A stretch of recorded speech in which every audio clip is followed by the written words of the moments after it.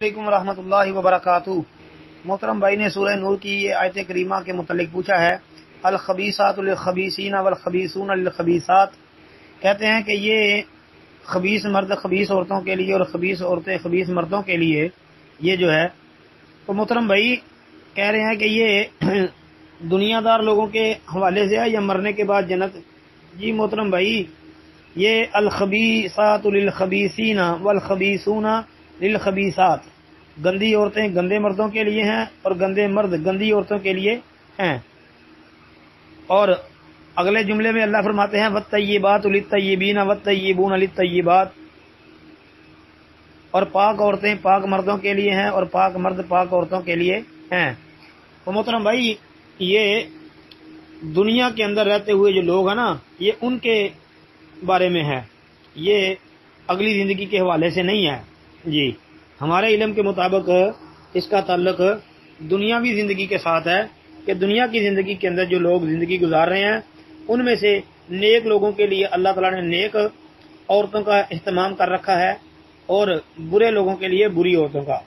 اور پھر یہ آیت کریمہ کے اندر مقصود جو ہے وہ جناب عائشہ صدیقہ رضی اللہ تعالی عنہا کی پاکیزگی اور طہارت کا بیان ہے کہ جب حضرت ام المومنین عائشہ رضی اللہ تعالی عنہا پر بہتان لگایا تھا عبداللہ بن ابی بن سلول جو رئیس المنافقین تھا، تو اس وقت اللہ تعالیٰ نے سورہ نور کے اندر جو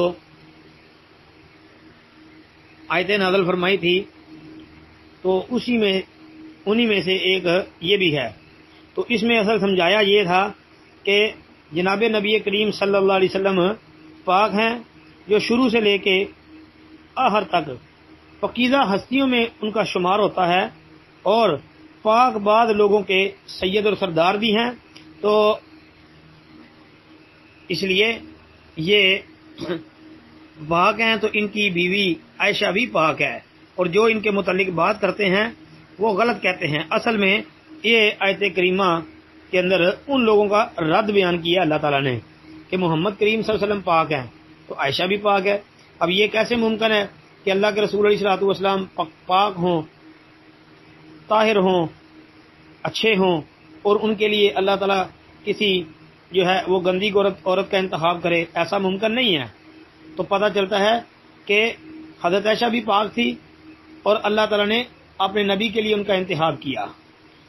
تو پھر یہ بھی پتہ چل گیا کہ اس کا تعلق دنیاوی معاملات کے ساتھ ہے، دنیا کی زندگی کے ساتھ ہے، جی اگلی زندگی کے ساتھ نہیں ہے۔ جی السلام علیکم۔